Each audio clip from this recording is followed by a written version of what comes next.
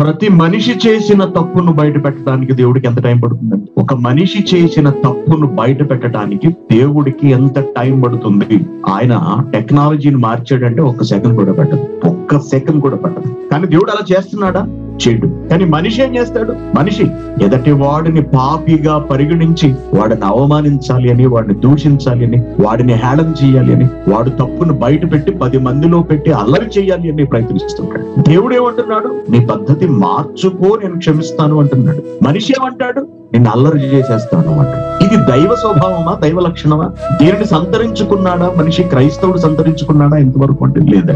ఎదటి వాడిలో ఏం దొరుకుతుందా, వాడిని ఎలా అల్లరి చేద్దామా అని మాత్రమే ఆలోచిస్తూ ఉంటారు. లేకపోతే ఎవడి బతుకుని ఎలా బయట పెట్టేద్దామా, ఎవడిని 10 మందిలో అల్లరి చేసి వాడి పరువు తీసేద్దామా, ఇదే ప్రతి ఒక్కరి తాపత్రయం. క్రైస్తవులు కూడా ఇలాగే ఉంటాయి. క్రైస్తవ బోధకులలో కూడా ఇటువంటి వాళ్ళే ఉంటాయి.